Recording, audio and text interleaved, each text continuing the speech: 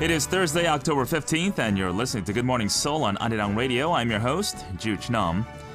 The issue of whether or not to protect stray cats has come to the center of attention once again in recent days. Now, this is because a few days ago, a woman who makes homes for cats died after a stone brick hit her on the head out in the public area. Now, police suspect that the perpetrator was someone who didn't like this woman because of what she was doing for these stray cats and then carried out the crime. But the problem is, that's about as far as they got into the investigation to find out who is responsible for the incident. Arguments on whether or not to feed stray cats and to give them shelter has been debated for quite some time now. But to commit such a heinous act just because you disagree shows how heartless some people can be. This, meanwhile, highlights just one of many instances where people don't see eye to eye or basically straight up become confrontational. It's important to remember that society does not consist of just you or your opinions alone, and where discussions and efforts must take place for everyone to coexist peacefully and harmoniously. Hopefully this incident shows people to be less closed off in their own thoughts and be more open to resolving conflicts in a variety of ways. On that particular note, let's get the show started. This is GMS.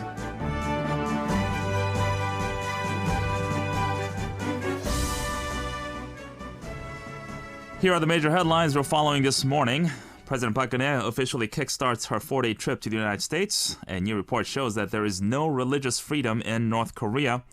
To Korea's family reunion preparations well underway. Political row over history education deepens. Japan and China share views on Nanjing massacre dispute. And finally, Russia appeals to the United Nations aviation body to open new MH17 probe. Stay tuned for details to follow. If you're joining us from Jeju Island, you can tune into 88.7 in Jeju City and 80.1 in Seoul City. If you're in the Daejeong area of the island, our frequency is 101.9. You can also listen to us via DMB services or simply by logging on to www.arirangradio.com and listen to us from anywhere around the world. Just click on radio right next to the on-air sign. And for those who are highly mobile, simply download our free Arirang application on your iPhone or Android devices. Be sure to tune into Good Morning Seoul from Monday to Friday at 7 a.m. every single day and get involved.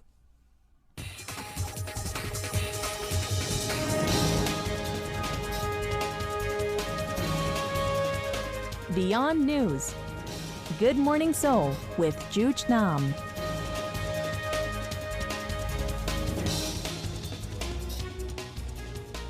Now let's turn to some of the major headlines this morning in Korea on Arirang Headline News. Our top story this morning, President Park Geun-hye is now in Washington, D.C. for her 4-day visit, which includes a summit with President Barack Obama.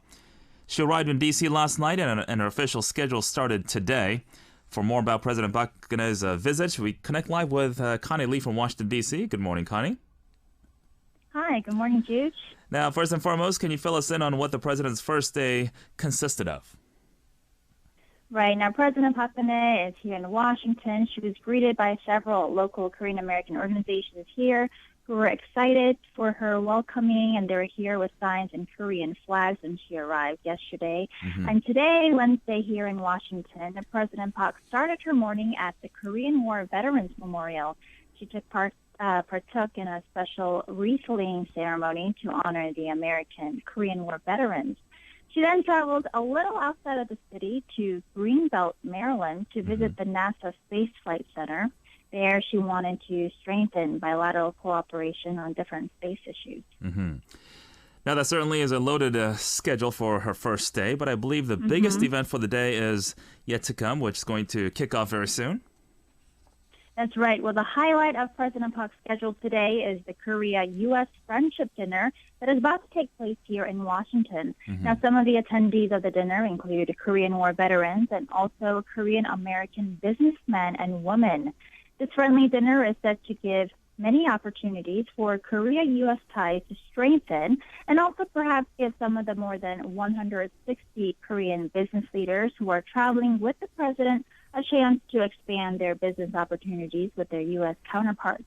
Blue House officials say that 84% of the Korean business leaders with the president are representatives from small and mid-sized Korean companies. Now, what is the rest of her schedule like for the next 2 days? Well, the rest of her schedule is jam-packed, with the president making a rare visit to the Pentagon tomorrow on Thursday local time. As the Pentagon is the headquarters of the U.S. Department of Defense, President Park will be there with Korea's Defense Minister Han Min-gu. Now, it is only the third time a Korean president has visited the Pentagon after her predecessor, Lee Myung-bak. Now, the presidential office says that President Park's visit there is to reaffirm the strong defense alliance between South Korea and the U.S. After that, she will then have a luncheon with Vice President Joe Biden. It will be on Friday, on her last day in Washington, where she will have her summit with President Obama. Mm-hmm. Now, thank you so much for that briefing, and please keep us up to date as to how our schedule is going. All right, that was our Connie Lee reporting from Washington, D.C. Now, moving on to another news we're following at this hour. The United States has once again denounced North Korea's policy towards religion.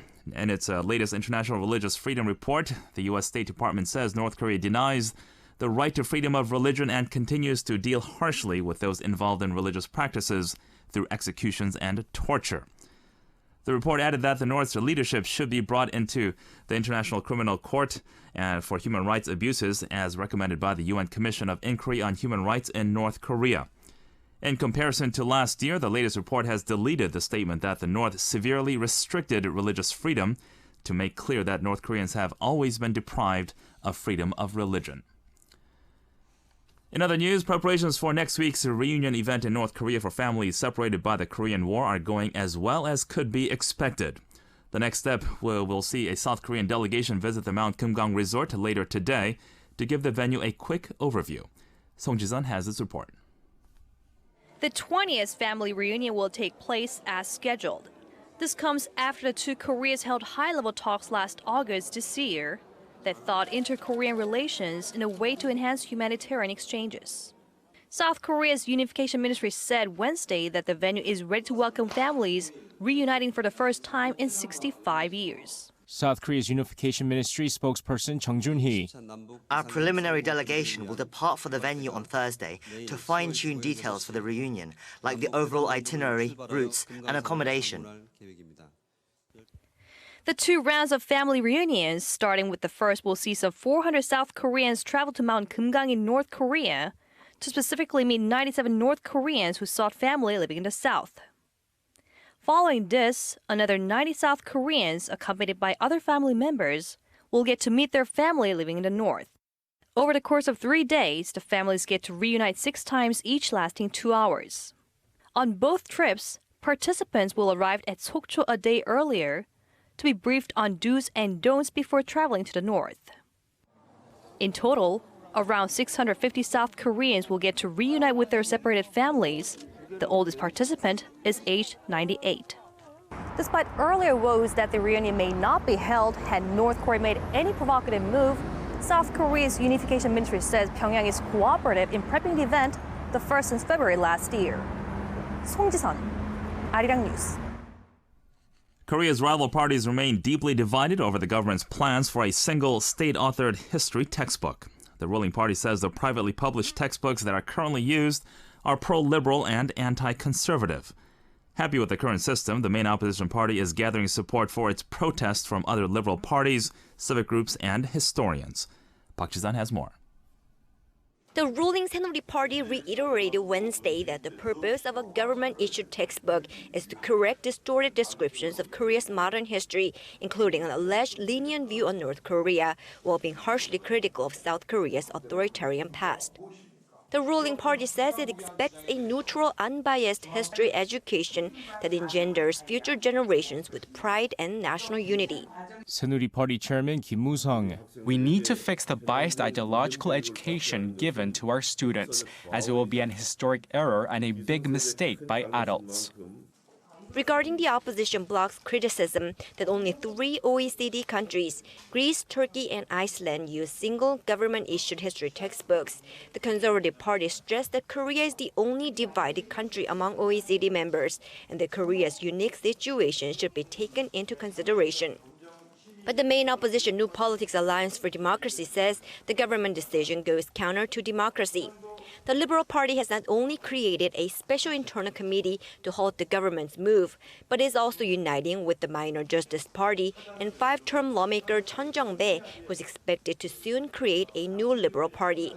On Wednesday, chairman of the New Politics Alliance for Democracy, Moon Jae-in, continued criticizing the government, saying the decision violates Article 31 of Korea's constitution, which says education should be politically neutral. New Politics Alliance for Democracy Chairman Moon Jae-in. President Park Geun-hye said the necessity is to teach proper history, but glorifying the history of collaborating with Japanese colonialism and dictatorship cannot be proper. Since 2003, a system of adopting single government-issued history textbooks for middle and high schools changed to an alternative system, giving government authorization to private publishers. Currently, there are 10 history textbooks for middle schools and 8 for high schools, which all passed government authorization.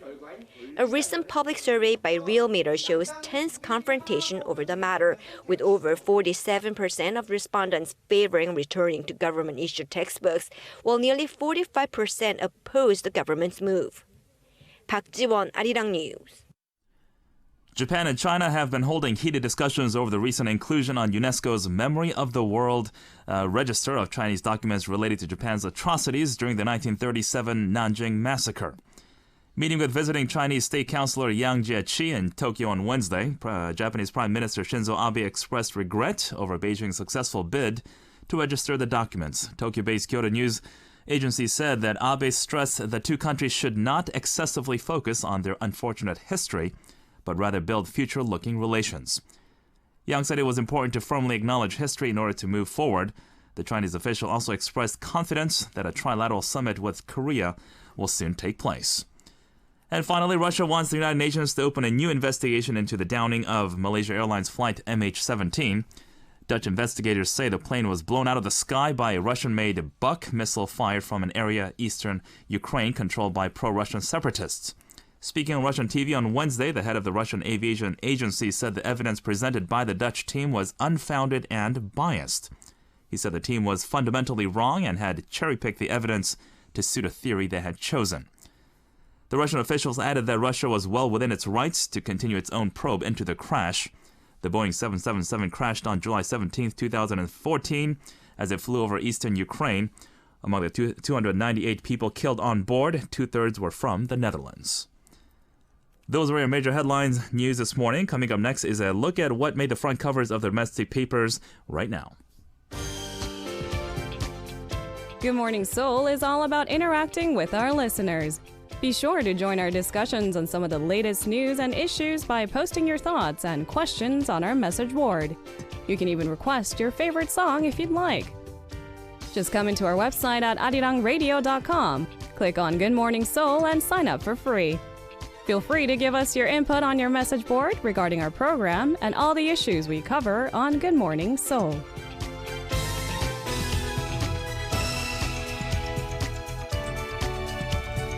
Now it's time for our news feed with our reporter Kwon. Good morning. Good morning, Jooch. Now, as I just mentioned in the headline news a moment ago, bipartisan row escalates over history textbooks, and you've been covering this for several weeks now. What are the details from domestic newspapers this morning? Well, we do know that the government on Monday announced its plan to reintroduce state history textbooks to secondary school students. Now, this time, many historians and university students are raising their voices. 동아일보 and 경향신문 newspapers said historians said they do not want they want nothing to do with the government's plan to reintroduce state-authored history textbooks in Korea's middle and high schools. And some university students protest against the government's plan to publish standardized history textbooks as well. That's true. Well, the entire faculty of Yonsei University History Department issued a statement on Tuesday saying it will not cooperate with the Park Geun-hye administration's plan to write and publish textbooks for students. The 13 professors in the department said they do not want to join in the process in any way. They added that they can't hide or despair to see the return of the state control of textbooks in today's Korea. They're also claiming that the ruling party was political and had no academic or educational merit. Is that right? That's true. They condemned the government and ruling Seoul Party's decision. They said this will have a serious bad impact on education and society. The Ministry of Education announced on Monday that Korea will restore state control over history textbooks starting in 2017. We heard that last month. Also, the Yonsei University professors issued a statement as well. That's true. Well, it is on September 21st. A group of 132 Yonsei University students, professors rather, from humanities and social science departments issued a statement protesting the government's plan. The history professors said Tuesday's statement was an official rejection. Also, history professors from Kyung University joined the movement as well. That's right. Well, a group of nine history professors from Kyung University issued a similar statement on Wednesday, also vowing not to join in the writing of the history textbooks. And the protest seems to be spreading in the world of academia overall, and aptly so. It's true. Well, early last month, 34 history professors from Seoul National University and 160 professors from Korea University social science departments stated their objection to state control of textbooks. And also professors at Hanguk University of Foreign Studies, Catholic University of Korea, Busan National University have also expressed their objection, as well as the history professors at the Korea National University of Education. And more on joining the movement, 7 academic societies, including the Korean History Research Association, also said they object to state-penned history textbooks. That's true. Well, the National Institute of Korean History said it will still be able to select the competent authors, but concerns are growing that only conservatives who support the state control over textbooks will join in the process. Now, amid all of this, while the protest is growing in the world of academia, the ruling Century Party tried to sell the state-controlled textbooks to Korean parents now. Now, what do they say about this? Well, Kim Moo-sung, who is the chairman of the Century Party, said on Wednesday morning that parents are showing a lot of interest in social school lunches, but they appear to be indifferent to what goes in the children's heads. He added that if parents look at their children's textbooks, they would be shocked. All the while, New Politics Alliance for Democracy denounced the government's decision. Now, what are they claiming at the moment? In fact, the NPAD continue to criticize the Park Geun-hye government and their ruling party. The party claims the new textbooks will glorify Japanese collaborators and Korea's former dictatorship. Now, meanwhile, as you can see in domestic newspapers this morning, the government is trying to diversify authors of these history textbooks they're trying to rewrite. Now, what did the nation's prime minister say during a National Assembly's interpellation session? Well, Prime Minister Hwang Kyo-wan said on Wednesday that it is the government's plan to diversify the author's state history textbooks for secondary school students to dispel concerns over possible ideological bias. Hwang added that it is the government's policy that textbooks are to be written by various authors, adding that an accurate textbook does not mean it contains one thought.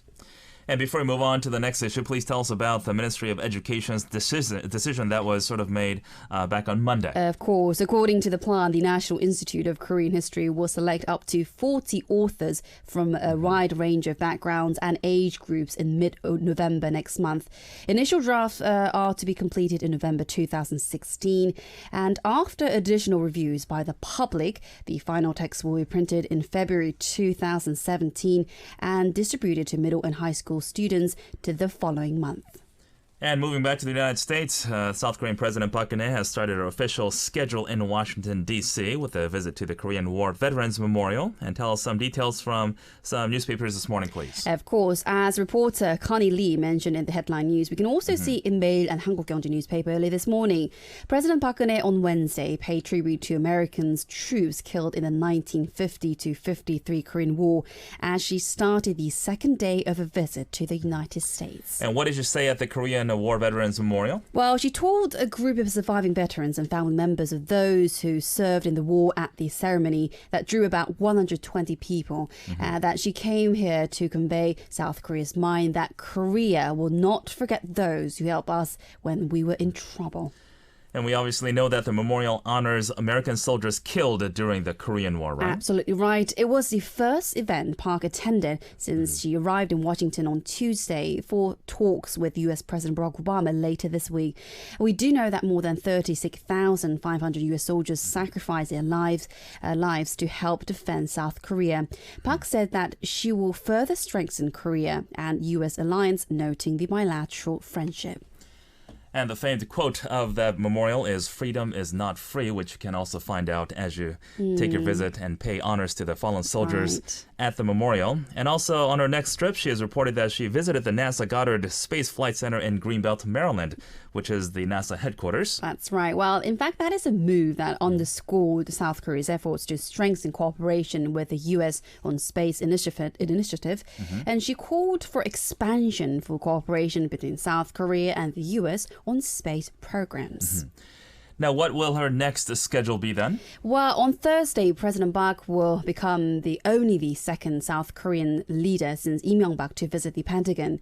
She will also attend a lunch meeting hosted by Joe Biden, Vice President, the same day, and she will be accompanied by 166 business leaders, which is the largest business delegation to date. And topping the agenda for her 4-day trip is her fourth summit with U.S. President Barack Obama, set for Friday. Also, a 4-day parliamentary interpellation session opened in the National Assembly here in Korea yesterday with heated discussions between rival parties over many issues. And can you tell us what the Prime Minister said yesterday? Of course, according to the Weibo, Prime Minister Hwang Kyo-an said Korea will allow Japan's self-defense forces to South Korea in armed conflict in the name of the right to collective self-defense, which is the use of force to support an ally under attack in the event of a North Korean attack. Meanwhile, South Korea's foreign ministry reiterated that Japan's use of the right to collective self-defense over issues related to the security and national interests of South Korea will require Seoul's permission first. In the meantime, South Korea and Japan will hold their defense ministers' talks in Seoul later this month. That's true. Well, Japan's public broadcaster NHK reported Defense Minister Gen Nagatani will visit South Korea around the end of this month or next week to meet with his counterpart Han Min-gu.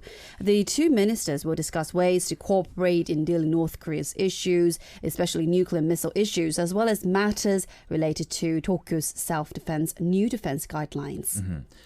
And let's shift gears a bit now. Joseon-ilbo newspaper is talking about how the government as Henry Party is going to resume the controversial river project to fight drought. What more can you tell us about this? Well, the government and the ruling party have decided to resume the previous administration's controversial Four Rivers renovation project in a bid to restore the current drought. Lawmaker Kim Tae-won of the ruling Henry Party told reporters that the two sides held a meeting on Wednesday to reach their decision. And what else did the two sides agree on during the meeting? In fact, while agreeing to complete the last step of the project to save and use the river water flowing into local streams, the two sides also decided to earmark additional funds in the budget. Due to disagreements between opposition parties, currently the 22.2 trillion won project was suspended since the Park administration launched it in early 2013. 16 wells in the Hangang, Nakdonggang, Kumgang, including Yongsan rivers, have been constructed. And on to the job market. South Korea's jobless rate dips to 3.2% in September. Now, could you give us some details from Joseon-ilbo newspaper this morning about this? Of course. The government report showed on Wednesday South Korea's jobless rate fell in September as more people were hired in the manufacturing, business support services and hospitality sectors. According to the report by Statistics Korea yesterday, the jobless rate stood at 3.2% last month, which is down from 3.4% in August. Now, how was the seasonally adjusted jobless rate for September? It was 3.5%, also down from the 3.6% tallied for the previous month. Shim Won-bo, the head of the agency's employment division, he said that manufacturing, information technology, business support services and hospitality led to growth last month. Now, how many new job positions were created by sectors? That's a good question. Well, the number of newly created jobs rose to 347,000 last month from 256,000 new positions in August, marking the largest figure since the 379,000 in May. And the manufacturing sector created 166,000 jobs, with the business support services and hospitality industries adding 116,000 and 81,000 respectively. And how was it different by ages? Well, the unemployment rate for people between the ages of 15 and 29 came to 7.9% in September, which is down from 8% a month earlier and the lowest level since November of last year. Well, Shimon-bo said that there was an increase of some 90,000 jobs for people in the 20s that reduced the jobless rate for young people. And while the employment rate for people between 15 and 64 stood at 66.1% last month, which is up from 65.9% the month before, although lower than the record high of 66.3% talent for July. Now, the so-called labor underutilization indicator fell to about 10.8% last month from 11.5% the month before, and that is according to the report, right? Exactly right. The indicator is based on guidelines made by the International Labour Organization, and it reflects the number of people who are underemployed and those who currently hold part-time jobs here but want a full-time job. It also counts unemployed people who have given up looking for work, not by choice, but due to other circumstances. And the Finance Ministry said the rise in industrial output and consumer spending helped lower the country's jobless rate and pushed up overall employment. Now, what else did the minister mention? It added that September marked the fourth month in a row that employment had risen compared to the previous month. And in fact, jobs in the manufacturing sector jumped more than 100,000 for the 17th straight month. The ministry said that with the timely injection of funds from the extra budget in the local economy and with other economic stimulus programs gaining momentum right now, the overall job market should see steadily improvements for the time being. All right, Jun, thank you so much for those reports. I'll see you tomorrow. That was our reporter Kwon Hyun for our news feed. Coming up soon, I'll be getting the latest briefing out of Russia and North Korea with our staff reporters. And also on the second hour of the show today is another round of intense discussions on The Focus with Simon and Estray. Today we're talking about the right to be forgotten, which reflects the claim of an individual to have certain data to be deleted, especially online, so that third persons can no longer trace them. Now, more than a year ago, in a decision that stunned many people around the world, especially in Europe's highest court, it ruled that search engines such as Google were required to grant the right to be forgotten by those who choose to not have their certain part of their history, of their past, to be completely deleted. Now, privacy advocates cheered the decision when the European Court of Justice made this decision, which seemed to offer citizens more recourse to what had become a growing menace of modern society. Now, the internet never forgets, and in turn was the beginning of the wreaking of the havoc on personal privacy. What do you think about this particular issue? Is there something you want to sort of delete online about your personal information, something that you don't want people to basically know about a certain element of your past? Maybe you want to delete all traces of your ex-boyfriend or girlfriend, if you will, or maybe something really embarrassing pictures. Do you have the right to not have certain elements of your personal life be posted online so that the world can see it, basically? Share your thoughts with us on our message board and let us know exactly what kind of issues you guys are dealing with on this particular matter. We'll be sharing all those thoughts on The Focus with Simon and Estray. We also have Lina, Kwon after The Focus to give us all the latest in the world of entertainment as well. And here's another reminder that we're going to be giving away tickets to see the Universal Ballet based in Seoul. It's called La Bayadere, which tells a tragic story of love, betrayal, and revenge that is set in the exotic country of India. Now, the show will run between October 27th to November 1st at the Opera Theater at the Seoul Arts Center, which is just across the street from here. Now, we'll be selecting very few lucky winners right up until tomorrow, which is Friday, so you have to get your answers in right now. Actually, the way you can win these tickets, you have to let us know on our message board as to why you deserve them, what kind of special events you have in store for yourself and for your loved ones. And we'll be selecting, once again, just a couple of winners per day right up until tomorrow. But if you are the winner, you have to check our message board and give us your full name and phone number. Once again, full name and phone number if you are selected as a winner. Now it's time for today's quiz. Many more great prizes are coming your way. Now these animals are very close to people. I'm looking for a certain type of animal here. They're so close to people, yet so far apart in many ways because they are given such bad titles such as thieves or thieves with dark personalities. They have all these negative stigma that goes with these cute furry animals. Now, they have big eyes, small face, a flexible body, and a fairly long tail. Meow. That's a hint, basically.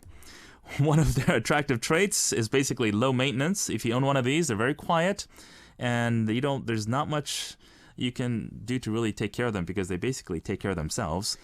And it's also made famous by a cartoon called Tom and Jerry. I think that pretty much gives it away.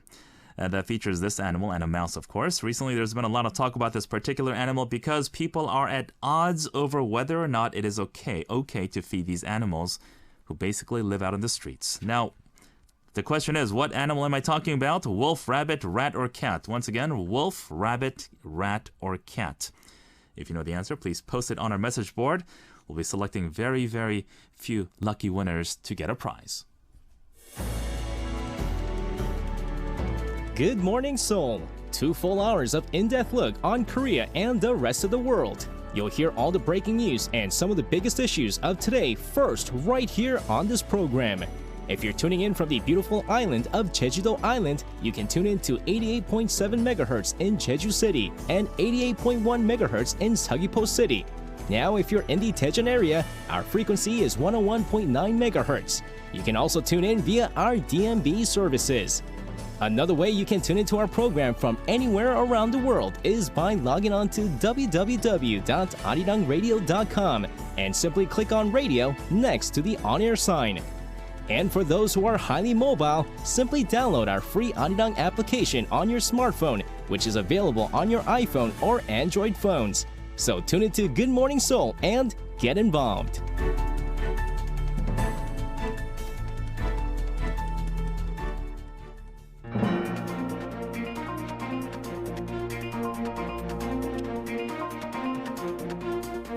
Stay tuned. You're listening to Good Morning Seoul on Arirang Radio. Now it's time for The World Now. Let's check on some global issues that are often interlinked to Korea. In the spirit of gaining new insight and a diverse array of perspectives as we focus on a different part of the world each day, we have Oleg Kiryanov, a special correspondent for East Asia for the Rossiyskaya Gazeta, with us to give us some report on Russia and the relationship with Korea. Good morning, Oleg. Good morning. Now, we all know that North Korea just held one of its biggest celebrations ever this past Saturday for their 70th anniversary of its ruling party's creation. Now, and this is an attention-getting event. That's basically the government's way of showing the world how powerful they are, especially the Kim dynasty, as to what kind of firm control they have over the country.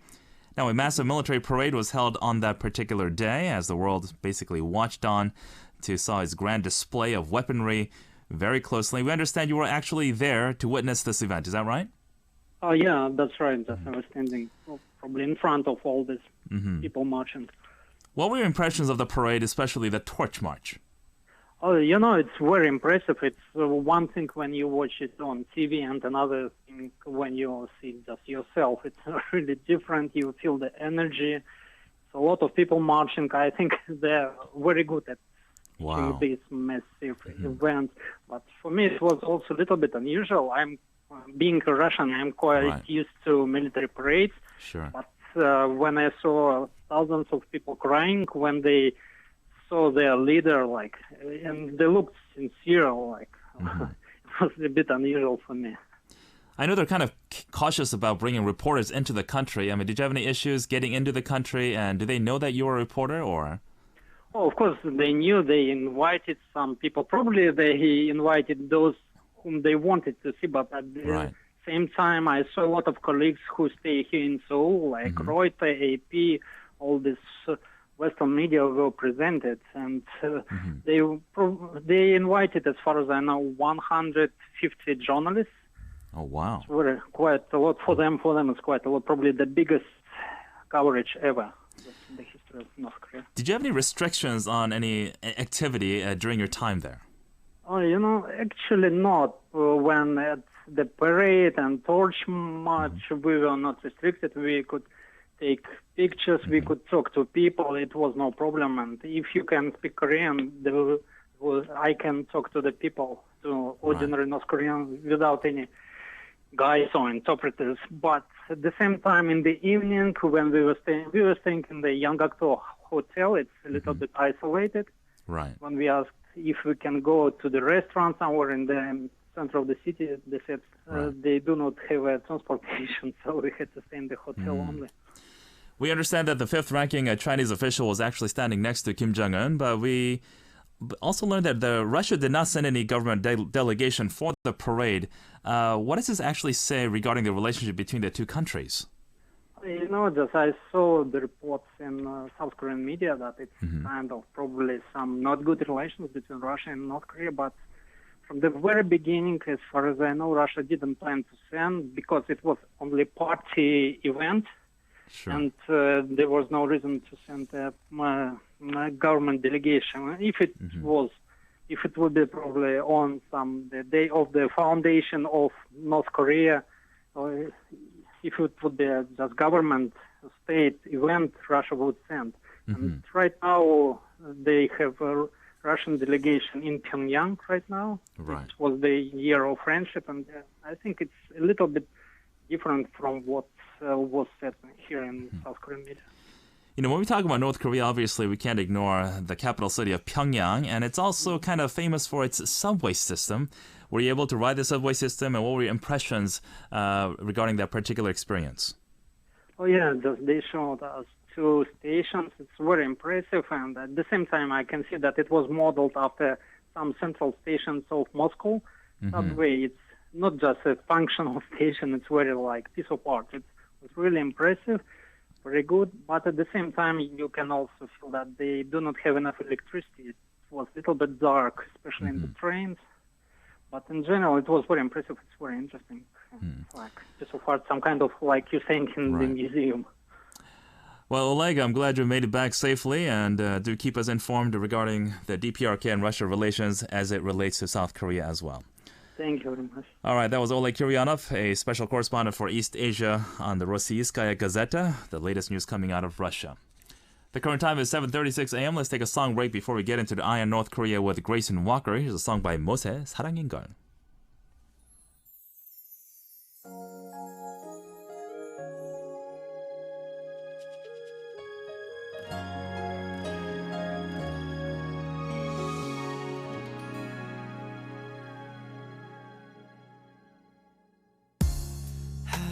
가는 소리를 들어 넘는 세상 속에 달이 저물고 해가 뜨는 서러움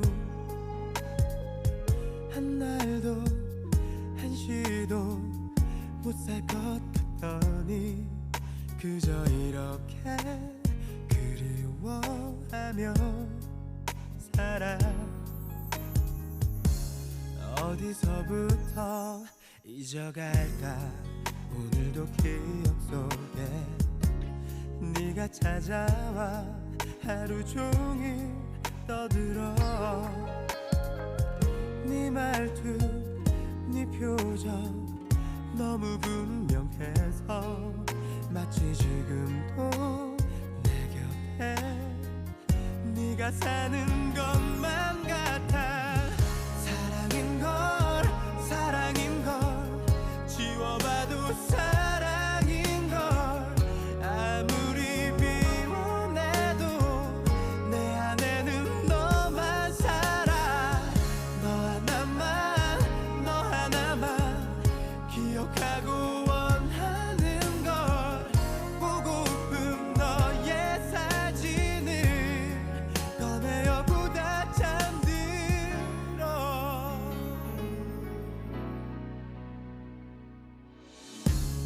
어디서부터 잊어갈까 오늘도 기억 속에 네가 찾아와 하루 종일 떠들어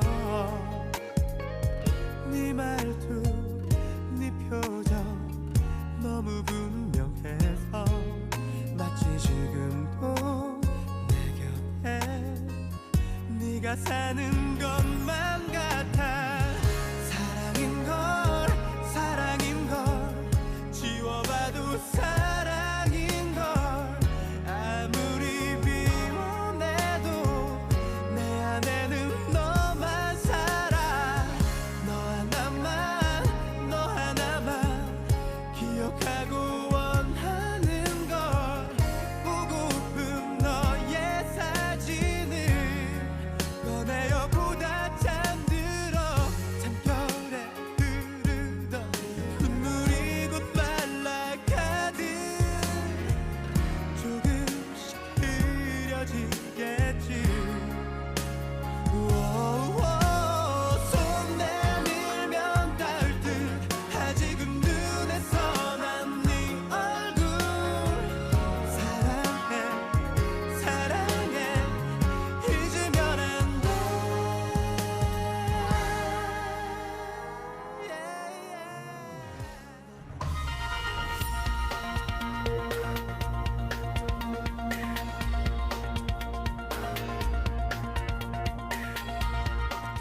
North Korea is next. Now, since the armistice of 1953, North and South Korea have been divided apart in pretty much every way imaginable. Now, this corner focuses on what can be done to possibly bring this divided nation back together again, as we discuss some interesting aspects of North Korean life with our very own North Korea expert, Grayson Walker from Daily NK. Good morning, Grayson. Good morning. Hi. Now, it seems that the road to change and justice in North Korea is basically rife with stumbling blocks, but this is only the beginning of a transitional justice slowly taking place now as we speak. Now, in order to prepare for the myriad scenarios and prepare to navigate the undoubtedly murky waters of the Korean Peninsula's future, a small but growing contingent of voices is looking to basically raise the constructive discourse surrounding this particular issue. Now, Grayson, could you update us on the latest developments on this? Yeah, so this is a really burgeoning field, transitional justice in general, and particularly regarding, the Korean Peninsula. So there was a conference recently, which is hosted by a very new group called the Transitional Justice Working Group, which I think I've mentioned maybe a while back on the show once. And this group also worked with the Asan Institute for Policy Studies here in North Korea and a few other organizations to bring forth a lot of different experts, because the opinions are very contentious. They're very divisive about this issue, but it's very important because they're coming together and they're trying to overcome these differences to sort of meet in the middle and see, how we can unpack this very complex problem from a lot of different vantage points. And one of the main things that was focused on in this conference and surrounds this issue, according to these experts, is the fact that, after the Korean Peninsula attained independence from Japan in 1945, South Korean society really missed the opportunity to hold accountable those who were responsible for or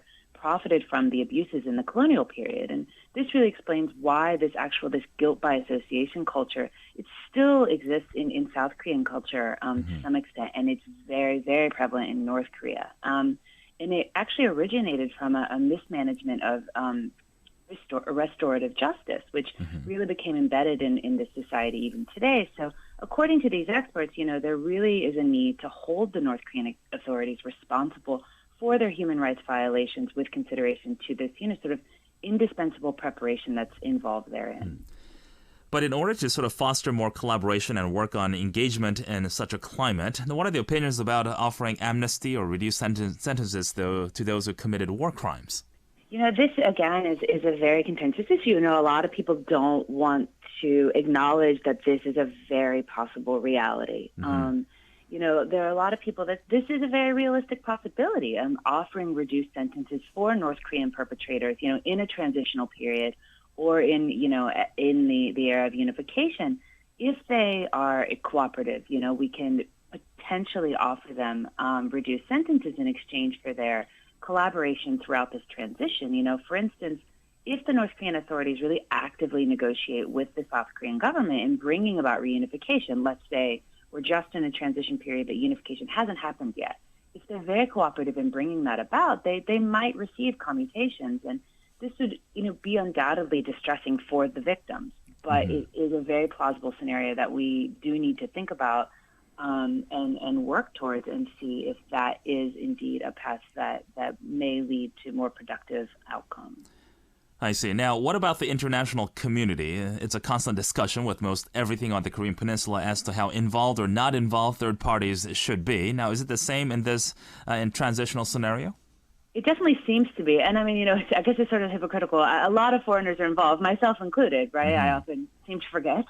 And there's pros and cons, but it's very important that no matter what, we try to drive more involvement from South Korea, of course. But there were a lot of arguments, particularly one of Transitional Justice Working Groups. They have a new research director. Her name is Dr. Sarah Sun. I believe she originated at Berkeley. And she said, engaging and bringing in the international community in this scenario, in her opinion, is another critical factor worth bearing in mind. She pointed out that both Koreas can tend to have a tendency to sort of resist outside or external input and collaboration or involvement. And this, of course, is due to this history of colonial occupation and the division of the peninsula at the hands of external powers. But she's arguing, we need to sort of try to cultivate a healthy balance of the right kind of external support and involvement. And there's a tendency in these South Korean discourses on transitional justice to seat any process firmly within the assumption of inter-Korean unification. And she said, she doesn't wish to discount unification as a very desirable outcome of any transition and a positive set of conditions within which transitional justice mechanisms may be exercised. But she said she wants to stress that she thinks it's a risk to plan only within this assumption, right? It's likely that we're not going to just automatically unify and everything's going to be hunky-dory. I mean, there's a lot of factors that need to be considered, and we need to take the negative along with the positive so that we can have the most constructive discourse on this issue. Mm-hmm. Now, we constantly express support and offer hope for a unified Korean peninsula, but we find tackling the actual issues and brutal truths, like bringing justice to victims of human rights abuses and bridging the gap between the citizens of both Koreas, is basically perplexing, if not altogether overwhelming. And there's a lot of talk of using Germany as a roadmap to help navigate these issues, but it can only go so far, as you well know. Now, what are some salient points we can use rather than just general comparisons? We've heard from other experts in this field and other NGOs that are working towards this that supplemental education for instructors is very pivotal in this issue. If we look to the case of Germany, this is what can be something very helpful in this case. Teachers actually originally from East Germany taught students upon unification a very skewed version of history. They were saying the Socialist Unity Party of Germany was far from tyrannical. The Stasi was just an intelligence collection agency, which is far from the truth. And so we need to avoid a similar scenario in a unified Korea. So we should devise and implement proper education training for former North Korean instructors to transition them into unified education institutions. Things like this could really help. He conceded that in the case of the Koreas, there's a lot more stumbling blocks compared to Germany, considering North Korea's cult of personality. It runs far deeper. But, these things are really worth considering about how we can re-educate, and not only North Korean instructors, but South Korean as well, for a new era. And legal justice is another necessary but complex issue, that we can draw some things from Germany about, that the framework and guidelines really must be arranged far in advance rather than ad hoc measures when the time arrives. Because, again, in Germany, East German rather than West German or international laws were applied to prosecute these former East German officials for their past government crimes, and this is a big problem.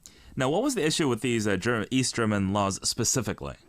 Well, these legal proceedings gave impunity to many of these perpetrators. Only 40 of the 750 former East German officials found guilty of injustice or other crimes actually went to prison. And there were a lot of East German opposition figures who reflected how devastating this was for the victims. They said, what we wanted was justice, but we were thrown laws instead. And, despite the diluted legal repercussions that were leveled against these former cadres from East Germany, the political consequences were actually far from it.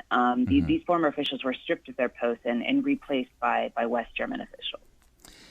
And finally, this would this would have in turn created a type of problematic inferiority complex, and I would imagine. Would you agree?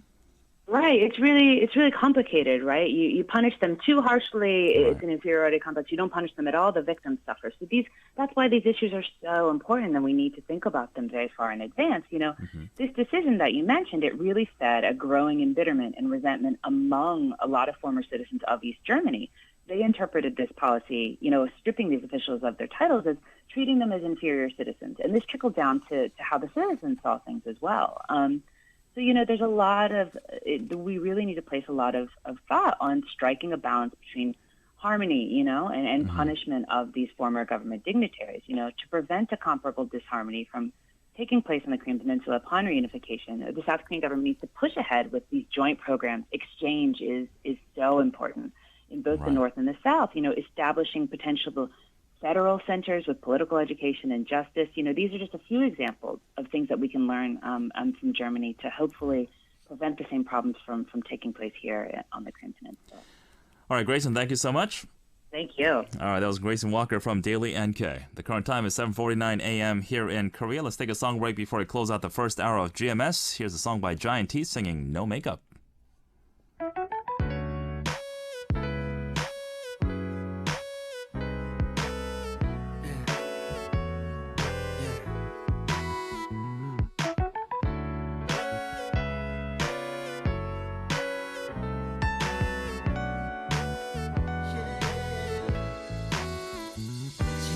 화장을 하고 예쁘게 머리를 하고 오늘도 집을 나서는 너 예뻐 높은 구두를 신고 짧은 치마를 입고 있는 너 너무나 아름다워 너 모를 거야 자다가 일어나 살짝 본 얼굴이 얼마나 예쁜지 너 모를 거야 자기 전 세수한 네 모습이 얼마나 예쁜지 자꾸 거울 보지 마 몸무게 신경 쓰지 마 넌 그냥 그대로 너무 예쁜 girl No makeup No makeup No makeup 빌 때 제일 예쁜 너 빨간색 립스틱보다 투명한 립밤이 좋아 저 하늘 구름보다 자연스러워 어제도 힘들었는지 너무 지쳐 보였나 이리 와서 내 품에 안겨 baby 너 모를 거야 아이라인 없이 웃는 너의 예쁜 눈 웃음을 너 모를 거야 메이크업 베이스 지우면 빛나는 우유빛 피부 자꾸 거울 보지 마 몸무게 신경 쓰지 마 넌 그냥 그대로 너무 예쁜 girl No makeup No makeup No makeup 빌 때 제일 예쁜 너 아무리 얘기해도 넌 모르겠다고 하지마 바보 같아 오늘 내일 다음 날도 매일 말해주고 봐 yeah.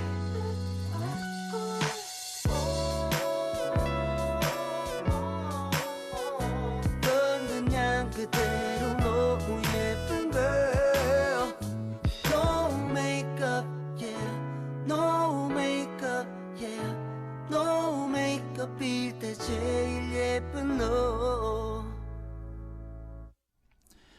It's time to close out the first hour of GMS. We've got a lot more coming up in the second hour of the program. As I mentioned earlier, you can look forward to another interesting discussion I'll be having with SJ and Simon on The Focus. Now, we're going to be talking about this interesting concept that's sort of making waves around the world. It's called the right to be forgotten, which is a fairly new concept, but advocates welcome and say it's been a long time coming. Now, under the landmark ruling over a year ago, Europeans who felt they were being misrepresented by search results that are no longer accurate or relevant, for instance, information about old financial matters, misdeeds committed as minors and such, you could basically find out online. Now, they're asking Google and other search engines to basically de-link them, to basically get rid of them. They simply want it to be forgotten.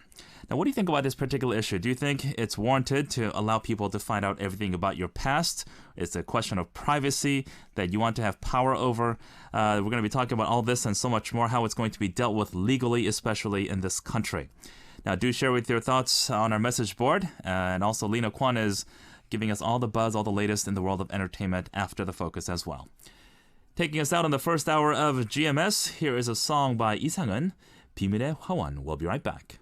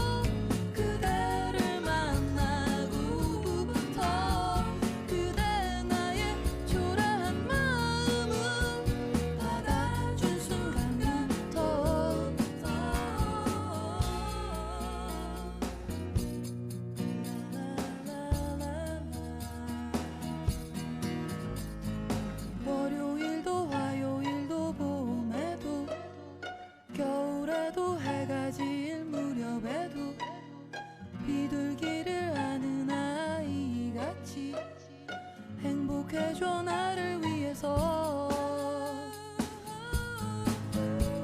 난 다시 태어난 것만 같아 그대를 만나고부터 그대 나의 초라한 마음은 받아준 순간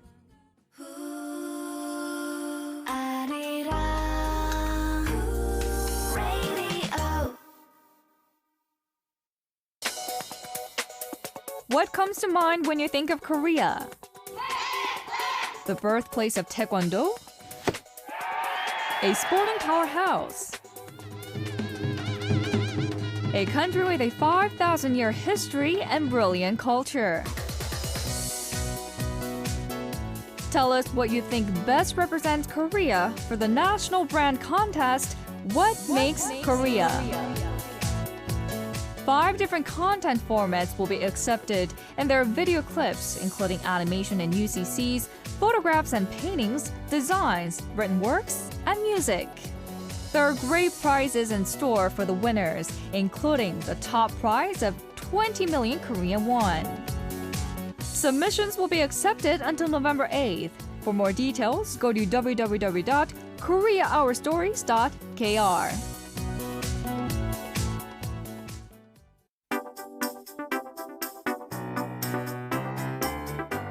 Last week I had a bad cold, and this week I have a sore throat.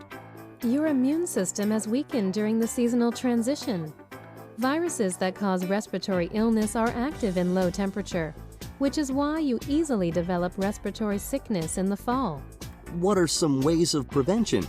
Indoor ventilation is crucial. If you keep your windows shut, inside air will become polluted. Ventilate at least 15 to 20 minutes a day. Also, sleep sufficiently to prevent fatigue from impairing your immune system. Getting some sunlight is another way, as the sun produces immune-boosting substances. And of course, the basic prevention is thoroughly washing your hands and feet, ventilation, and keeping up your immunity. Just remember these two, and you will be healthy all through autumn.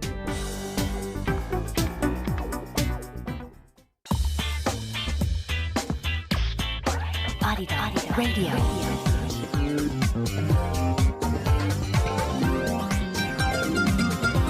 Arirang Radio. The time is 8 a.m.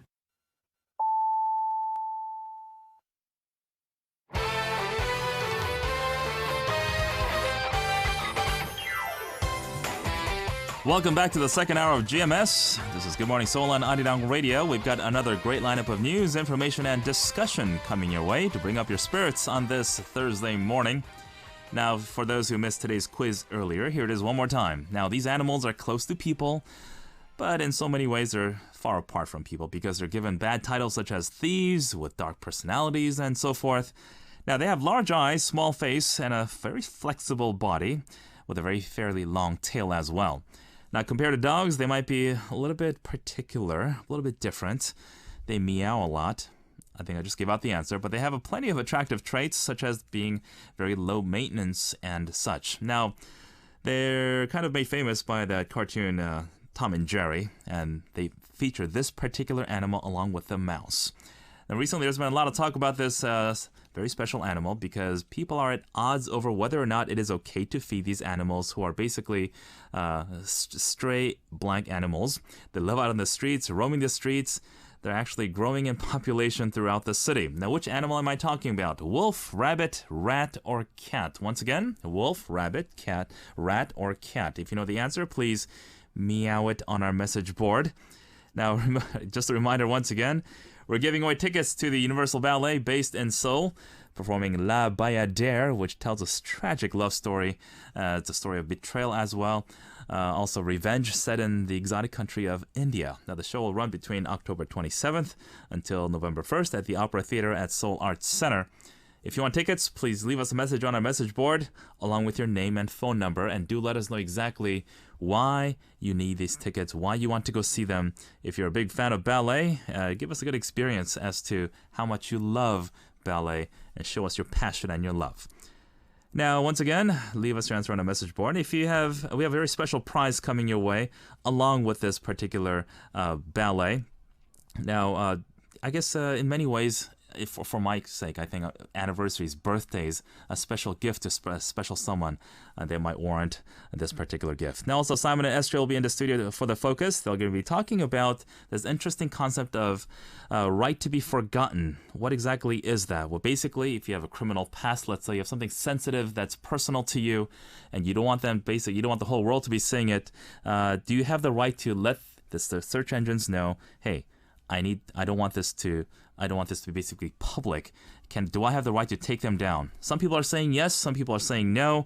What do you feel about this issue? This is kind of a growing issue, especially in this country. I'm sure it could be well on your way in your particular country as well. So on that particular note, do let us know on our message board. We'll be sharing all your thoughts with us with Simon and Esther on The Focus. We also have Lina, Kwon in the studio after The Focus to give us all the latest, all the buzz in the world of entertainment here in Korea as well as around the world. The current time is 8:03 a.m. Let's check on the weather forecast for the entire peninsula. Now, the entire country is waking up to mostly clear and sunny skies at this hour. Expect a little cloud cover here and there throughout the day, while Seoul's high will peak at 24 degrees and Jejudo's high will reach 23 degrees today. And expect similar conditions for the next few days ahead, so enjoy the beautiful days before it gets a little bit cold in the weeks to come. Now let's turn to Mina, who's standing by for the latest economic headlines.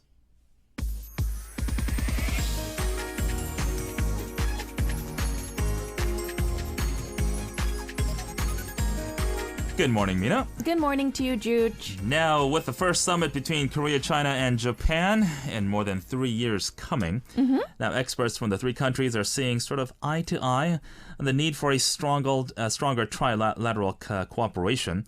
Now, especially on the economic front, and tell us more about this particular news that's brewing at the moment. That's right, and as you mentioned, Jooch, these three countries are just weeks away from the first trilateral summit in more than 3 years, actually. And the countries have common interests when it comes to boosting their trilateral partnership, but it's also common knowledge that they face obstacles in doing so due to remaining disputes on historical and territorial issues. So many are saying that codependency has to be raised further. For example, with a fast establishment of the Korea-China-Japan Free Trade Agreement. And of course, it's not going to be an easy task, though, with a lot of competition developing. This, of course, according to experts, has a lot to do with mega FTAs, such as the recently inked TPP, which currently only Japan out of the three nations is part of. Now, local Lotte Group chairman Shin Dong-bin, the younger son of the founder of Korea's largest retail conglomerate, has lost a big chunk of his influence over the group in a move that's sort of instigated by his older brother. Now, what's the latest on this issue that we've been talking about for months now? Right. So this issue is coming back into the spotlight once again.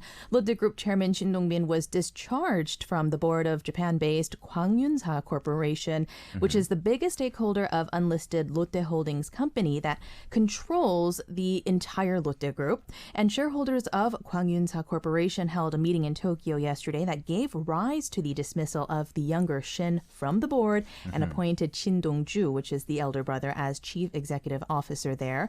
And following the decision, Lotte Group said in a statement that this result does not undermine Chairman Shin Dong-bin's control over the retail conglomerate, as Kwon is a family-owned company that owns a fraction of shares of Lotte Holdings. So this is just one development, but I'm sure many more to come. And in the United States, the U.S. Federal Reserve says the U.S. economy posted modest growth from mid-August to early October as a strong greenback weighed on the country's manufacturing and tourism sectors.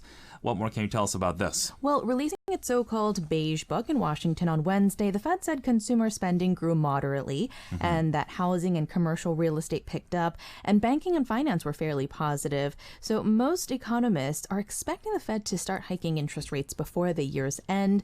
Rates have been near zero, mind you, near 0% since late 2008. So many are thinking it's about time to raise. And back in ROK, yesterday was the last day of Korea's Black Friday, and participating outlets saw a significant growth in revenue. Can you give us more details on the rundown of these Black Friday events that are sort of brewing at the moment? Yes, so the Trade Ministry said yesterday that since the beginning of the event to the 11th, the three department store chains, Hyundai, Lotte, and Shinsegae, recorded an average of 25% boost in sales. Online shopping malls also saw an even bigger growth at 27%. And meanwhile, the three mega grocery chains, E-Mart, HomePlus, and Lotte Mart, recorded a 15% increase compared to last year's post-Chuseok sales. As for traditional markets, 78% of merchant associations that responded to a survey by the Small and Medium Business Administration said that they saw more than a 10% growth in revenue. And finally, could you give us a wrap-up of the summary of how local and overseas markets fared yesterday? Sure. Well, Korean stocks fell yesterday. This is as investors remained nervous about lingering uncertainties about a possible U.S. rate hike. The benchmark Kospi fell 0.5% to close at 2009. The local currency, meanwhile, ended at 1,147 won against the greenback, up 3 won from Tuesday's close. Meanwhile, overnight on Wall Street, U.S. stocks closed lower as well on Wednesday. The Dow Jones fell 0.9%, the S&P 500 fell 0.5%, and the Nasdaq Composite declined 0.3%. And that's going to do it for me today with your economic news. Back to you, Jooch. All right, Mina, thank you very much. That was our Mina Cha for the latest in the economy.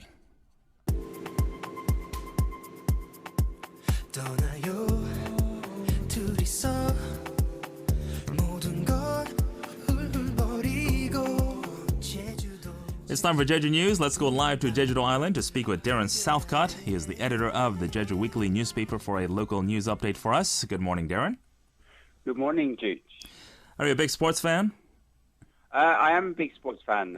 I'm a big football fan, actually. Oh, fantastic. So am I. Now, we understand that Korean and Japanese local leaders have agreed to sort of increase sports exchanges. Some exciting news, isn't it? That's right. The Jeju governor, along with 7 other heads of Korean and Japanese local governments, has adopted a joint agreement on strengthening mutual sports events. The trilateral summit also focused on the cruise industry, and there was also a forum on cultural exchanges between Korean and Japanese middle school students in Fukuoka next year. The participants agreed to provide full support for the international events held in their respective regions. Governor Won Hee-ryong suggested that the local governments begin with a sports exchange that benefits both nations and which has the potential to grow. He also added that the project will require more private infrastructure to really get off the ground and to benefit future generations. Also, the old downtown village will be holding a beautiful autumn festival. What can you tell us about this? Yeah, this is Jeonnongno. It's very famous in springtime for its cherry blossoms, and it will actually hold an autumn leaf festival this Saturday, October 17th, from 11 a.m. to 7 p.m. At 1:30 p.m., the festival organisers will declare the street a special cherry blossom street, after which a parade will follow. Villagers from the surrounding area will hold a cake cutting ceremony to mark the 40th anniversary of the village. A street concert will begin at 2 p.m. featuring pop singer Jooch Nam and Jeju language group the Darren brothers. And visitors can also try on traditional clothes and cook using solar panels. Food stands will also offer many local dishes. Fantastic. Also, old provincial office building sort of is demonstrating some traditional ritual.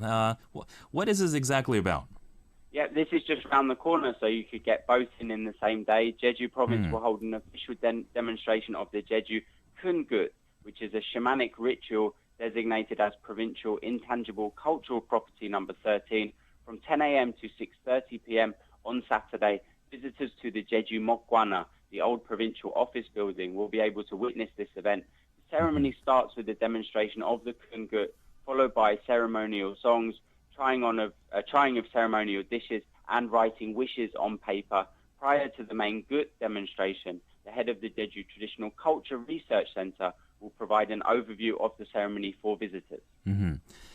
And lastly, Jeju is actually known for many of these geo houses. They're going green and utilizing natural resources. The 10th and 11th geo houses have recently opened. Is that right? That's right. These are linked up with Jeju's Geo Park sites and Geo Trails, and Jeju's Geo Houses, which, as you say, are green accommodations built with local geological resource teams, have opened their 10th and 11th branches. The 10th Geo House is located near Manjangul Cave in Woljongni in the northeast. It was built with the motif of villagers farming the rocky soil. The 11th is near Yongmori Heran, or Dragon Head Coast, near Sambangsan Mountain. And here the folk tales of the local Buddhist temple, Sambangulsa, were adopted. And the Geo Houses use traditional village stories from the global geopark sites and promote Jeju's geological resources while encouraging communication between tourists and locals. And so this is a good option for yourself, Jooch, when you're next down on Jeju Island. I will and do. That's it from Jeju. Back to you in Seoul. All right, Darren, thank you so much. That was Darren Southcott from Jeju Island. He is the editor of the Jeju Weekly newspaper. The current time is 8:12 a.m. here in Korea. Let's take another song break before Esther and Simon come into the studio for The Focus for another lively debate. Here's a song by Broccoli 너마저. This translates to Don't Ask for an Encore. 앵콜 요청 금지.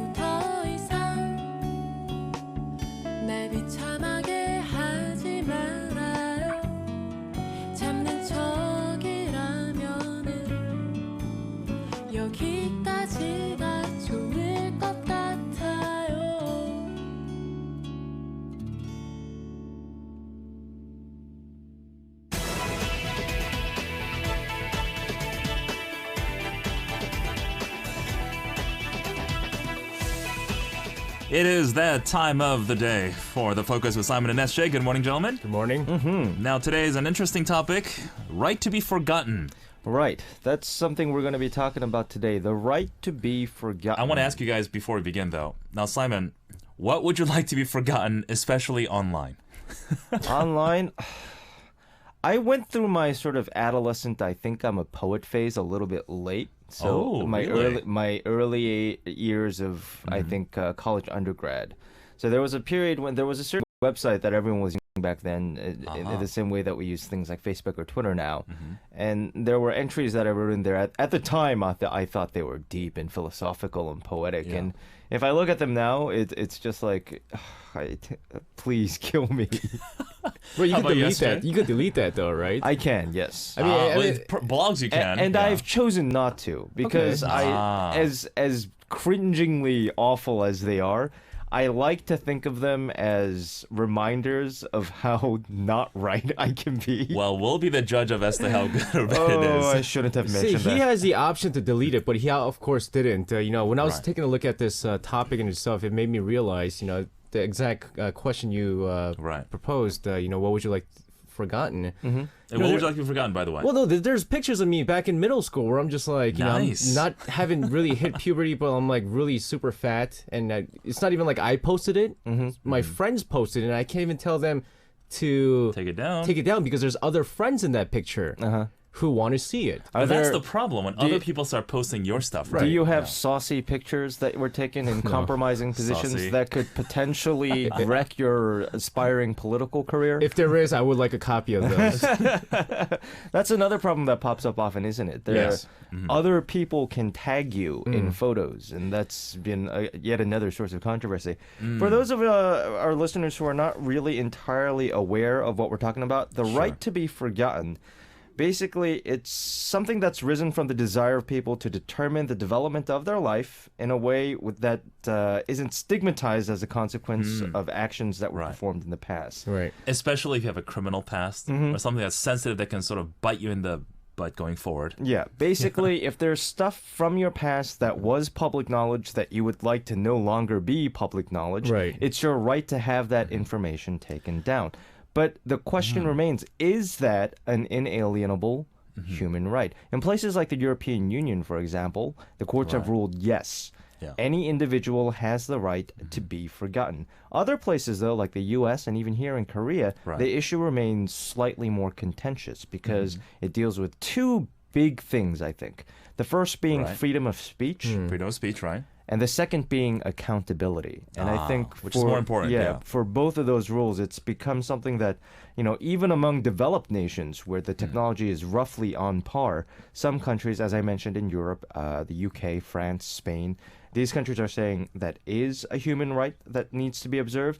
And in other places like Korea or the US, it's raising perhaps more eyebrows. When we talk about certain topics here on the Focus, we tend to talk about the for and against and stuff like that. And I was looking to different cases because I'm still not sure if I'm, to be honest with you, if I'm for or against this right now. It is very, I think the term in itself, a right to be forgotten in itself, is very ambiguous, I think. Well, put yourself in these people's shoes. Right, but then here's the thing, though. I mean, I was looking at different cases when I was doing this research. First of all, there was this case back in 1931, so this is a way back, Melvin versus Reed.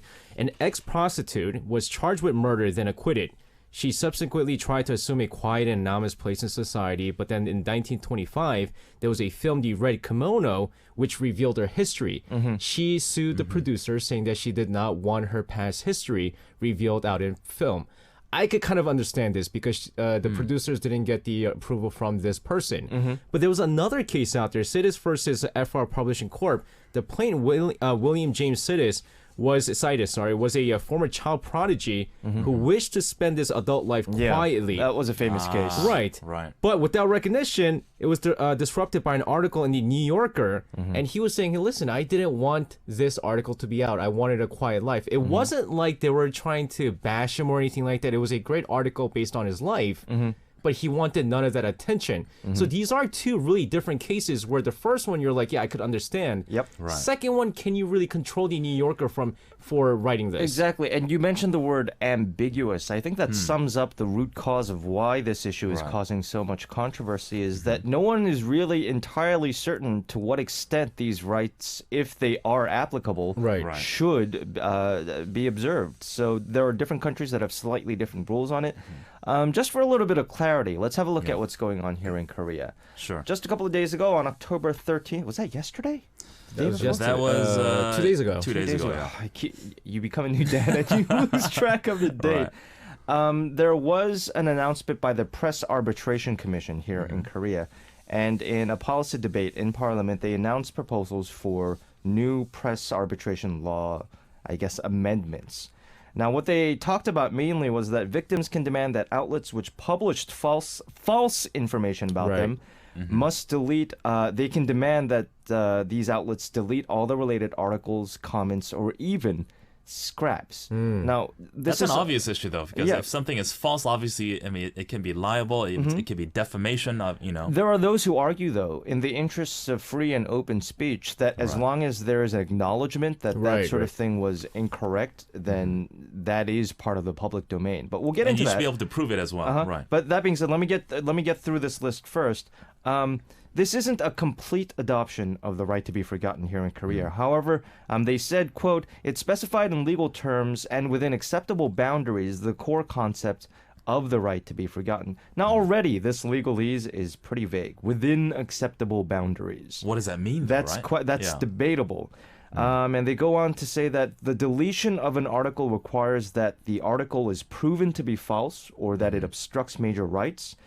It must be shown to be a clear invasion of privacy, and the victim must be able to prove that there is a continued infringement upon their rights. So this is, to some extent, the Korean legalese saying, yeah, there definitely is such a thing as a right to be forgotten, but we're going to only implement it in a very limited and specified way. You know what's interesting is that, you talked about the date here, October 13, regarding this whole case right now and how they're going to try to, the deletion of an article, blah, blah, blah. Actually, a couple of days before this, there was a huge article that came out in the news, and it started off with one person. This was I believe it was like a former girlfriend of a baseball player who was really ticked off and started posting up these text message, I guess screenshots of text messages that this baseball player said. And in that text message included how one cheerleader was sleeping with a bunch of baseball players. Now, that cheerleader... Now, that's just slander. Right. That cheerleader actually sued the baseball player, not the person who posted up the screenshots of the text message. But the person who posted up the screenshots of the text message has decided to take down all the articles and have apologized for all that resulted in it. But, I mean, who's all at fault here, though? Is it the baseball Everyone. player? Right, exactly. Everyone is at fault here. Right. It's a slam dunk case, I think. Here's something that I do want to get out of the way as well. We talk about the right to be forgotten, and it's very easy to confuse this with the right to privacy. We all have the right to privacy. This is actually something that I feel very strongly about. Tell us the difference. Basically, here's what the difference is. The right to be forgotten is it's a little bit different. It's something that involves removing information that was publicly known before and then not allowing other parties to access the information. So this is something that was known before. It was part of the public domain before, and later on you can say, okay, I want that information gone. Right. The right to privacy is something that deals with information that's not publicly known to begin with. Do you see the difference here? Yeah. So if something was reported on and it was fairly made part of the public domain, that's an issue of the right to be forgotten. If something is my own business and there wasn't any justification to make it public in the first place, then that's the right to privacy. It's a small distinction, but I think very, very different. I, for one, by the way, am a strong proponent of privacy rights. I've mentioned before that I am against excessive closed-circuit security cameras, for example. Because despite the fact that they've been shown empirically to reduce crime, I think that it's very dangerous to have a Big Brother type of system monitoring us in that way. But I think we'll talk about this later on as well. But the problem with this, the right to be forgotten, is the fact that with different parts of the world, it's just not, there's no, I guess, constant. There's no similarity in how they define right to be forgotten. It's because it's such a new concept as well. Right. We're going to talk more about privacy issues, and perhaps let's try to take it a little bit more personally as to how you would want to deal with certain elements of your past, and where does a legal precedent actually come into play? We're going to talk more about this, and do let us know, continue to let us know on our message board. We have several people who are sort of chiming in on this particular issue. We're going to get into that as well. And taking us out on the first half of The Focus. Here's a song from Chungin. We talked about what we're going to do with regarding this issue. Here's Chungin with 어떻게, or What Do We Do?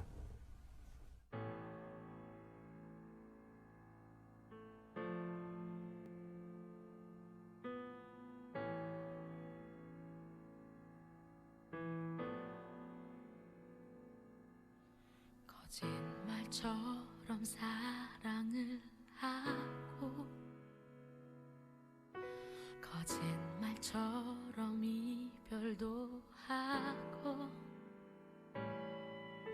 나를 스치는 추억을 지나 다시 어제 같은 오늘을 살아 습관처럼 화장을 하고 또 습관처럼 화장을 지워 거울을 보다가 눈물을 삼키며 이별도 사랑인 걸 알았어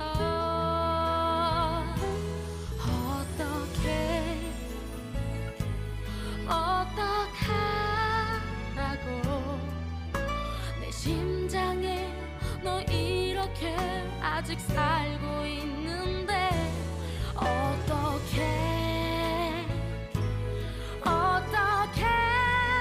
이제 너 없이 나 혼자 어떡하라고 난 어떡하라고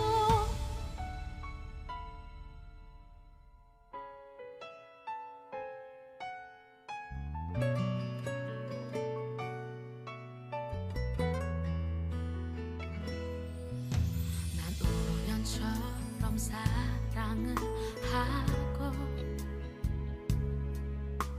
또 운명처럼 이별도 하고 한 사람 날 떠나보내면 사랑이 눈물인 걸 알았어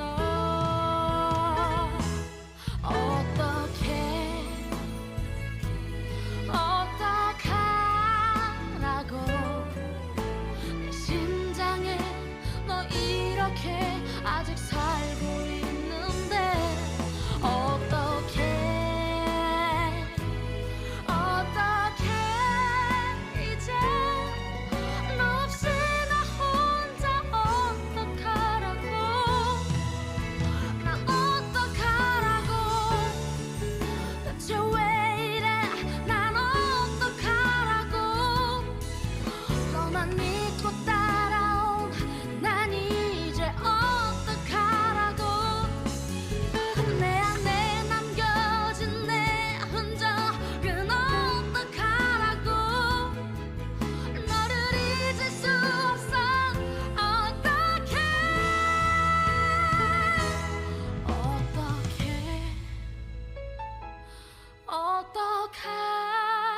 어떡하라고 심장에 너 이렇게 아직 살고 있는데 어떡해 이제 너 없이 나 혼자 어떡하라고 난 어떡하라고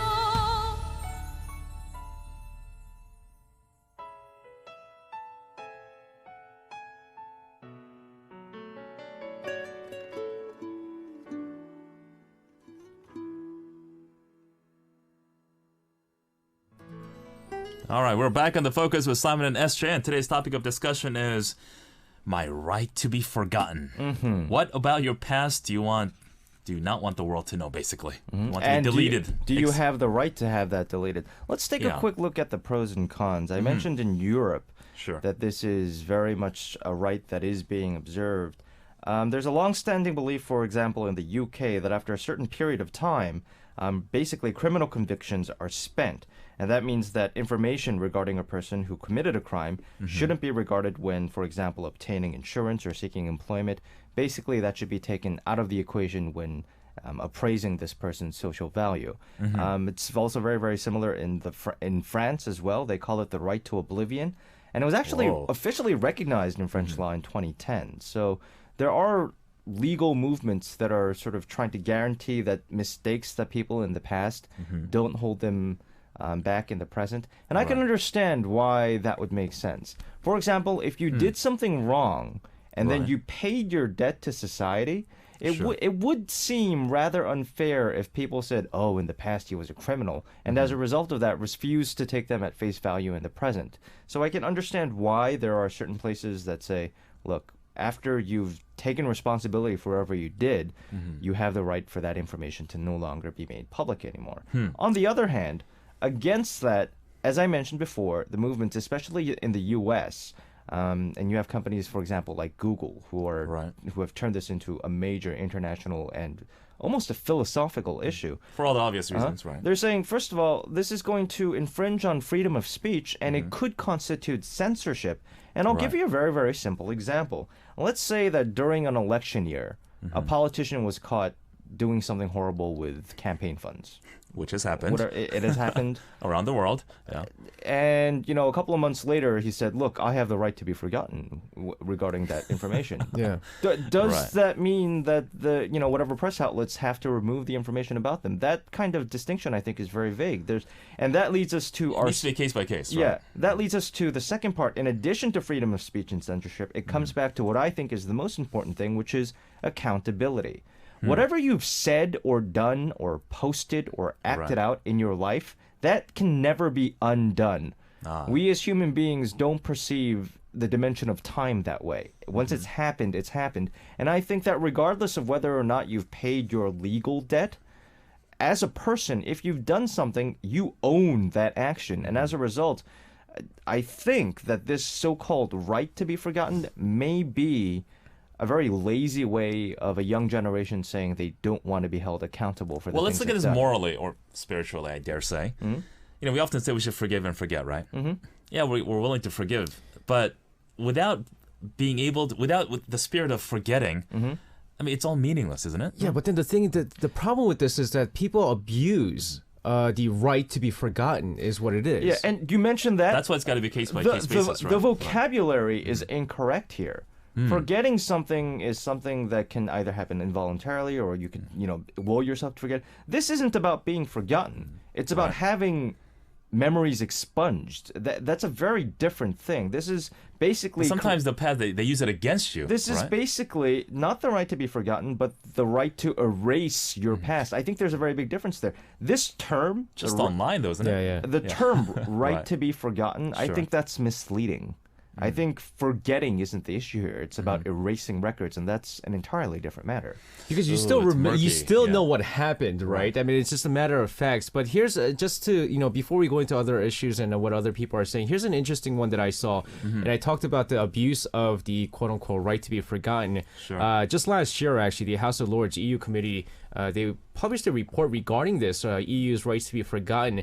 And they said it was unworkable and wrong, that it's based on out-of-date principles. But one of the things that they said was, we do not believe that individuals should have the right to have links to accurate and lawfully available information about them removed simply because they do not like what it said. Exactly. The Tribune were forced to erase several articles out there. And some of the articles were like this teen who got drunk and he drove his car into an apartment complex. Own it. Own that you did that. Right. Why do you think that Be a it's... man.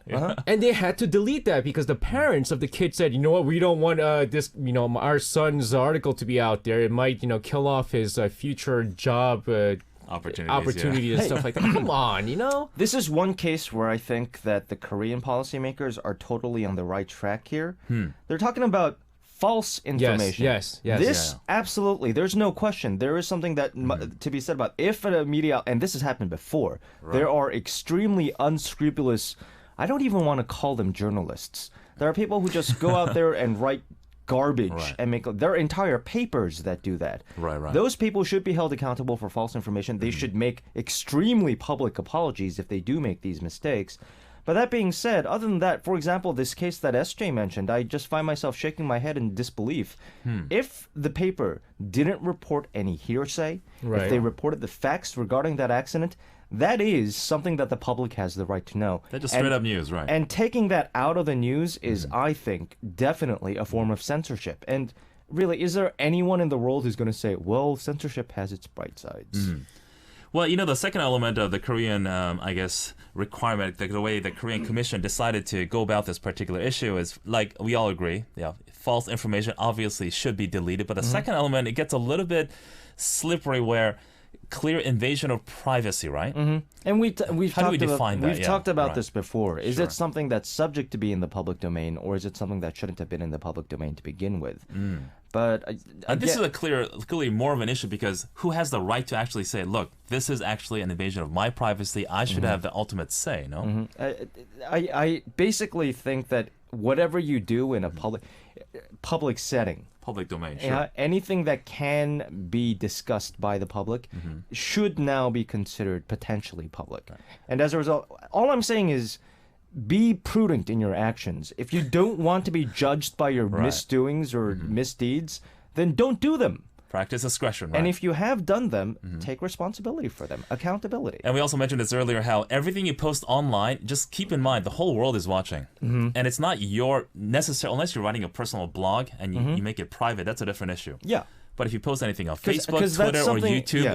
it's public domain. They have the right to do whatever they want, right? Also keep in mind that when you do post things to these social networking sites, you do have the option of saying, look, I don't want other people to be able to scrap this. I don't want other people to tag me in pictures. You have waived all your rights. You have Right. that at your discretion. And if you don't do that, then that's your decision. If you didn't read the fine print before clicking on agree, then that's Exactly. your fault. Even every like, it gets basically announced to the world, oh, SJ just liked this picture or that link. Right, you don't even have to be friends, and other people Right. can watch, see it and all that stuff. So I mean, you've chosen to do all that stuff. But here once again, when it comes to the whole rights to be forgotten, the wording is an issue here. And what Joshua Montel said, he said, I do think it's important that certain things should never be erased from the internet. It's a crime. A crime is still a crime. But then once again, the wording here, certain things.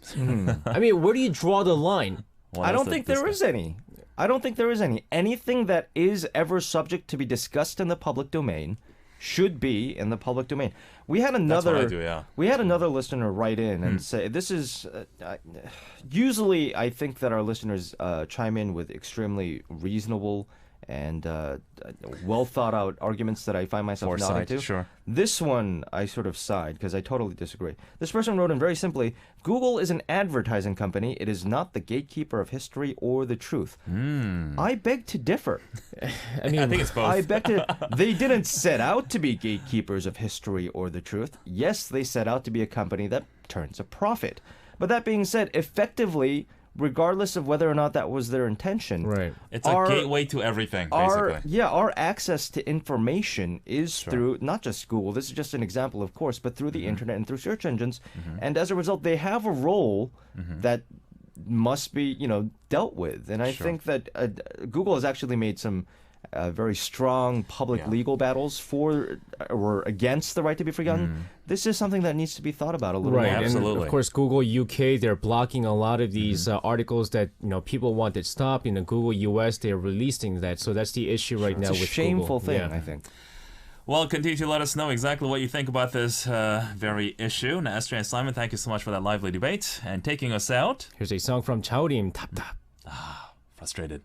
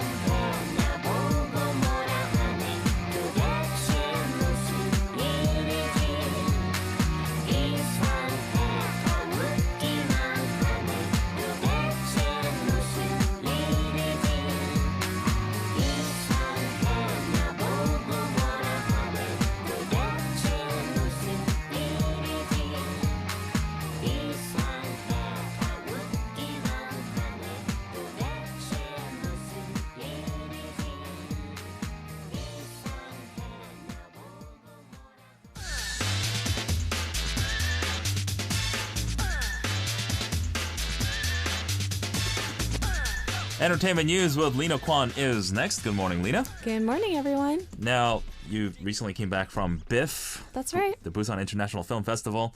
Now, this film festival has really kicked off, and it's gaining a lot of global attention, isn't it? I think so, and for all the right reasons, because I Mm-hmm. think Film Festival sheds light on everything beyond blockbuster films, because Right. we get it. If you spend a lot of money, you get all these gadgets and tricks, and it makes it really fancy, and obviously, for clear reasons, it can drag in a ton of people to theaters, but sometimes subtlety is misrepresented or even underrepresented in the industry, and today I want to shed light on those types of movies. Especially, we often talk about indie movies that need to be more brought to light to bring think awareness, so, right? Yeah. So, and just so we have more to choose from. I mean, we're Sure. in the age of internet. We're all about diversity and having all these information laid out to us, having more to choose from. Right. God forbid. You know, some of these indie films, they're like a diamond in the rough. Like, They are. I can't believe people don't know about these movies. you know? But you make a really good Yeah. point. Some of them are diamonds. Not all Not of all them. Right. Not all that glitter is gold. Like, it's not. That's why we have Tribeca and Sundance Film Festivals in the States to really filter them out and try to, you know, bring these people to the spotlight that deserves it, obviously. I'm very iffy about those film festivals too. They I'm get sorry. too big, you're right. Because and to be honest with you, it's a little pretentious because they put the Tribeca sign on and we immediately think it must be great, but that's not true. I mean, everyone has their own taste and what they like and don't like. Of course, there's some and lobbying that goes behind the a scenes. lot of Yeah. it, a lot of it, and we don't want to kind of brush over that now, do we? That is absolutely true. Now, let's bring the stories back to Korea. You came back from BIFF, and you saw some really good movies there that are worth did. mentioning today. Absolutely, because these are very carefully curated films. Keep that in Uh-huh. mind. They're a group of experts in the industry, directors, screenwriters, actors, who pick out the best of the best, so we don't have to, perhaps. And one of them I want to mention is hitting theaters today in Korea. It's titled Bimir, Circle of Atonement.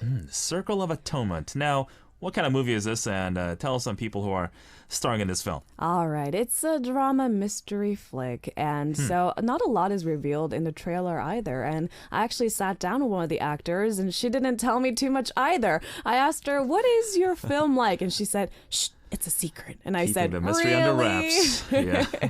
Anyway, featuring some of the hottest names in the industry: Song Dong-il, Son Ho-jun, and Kim Yoo-jung. Now, what is this film about?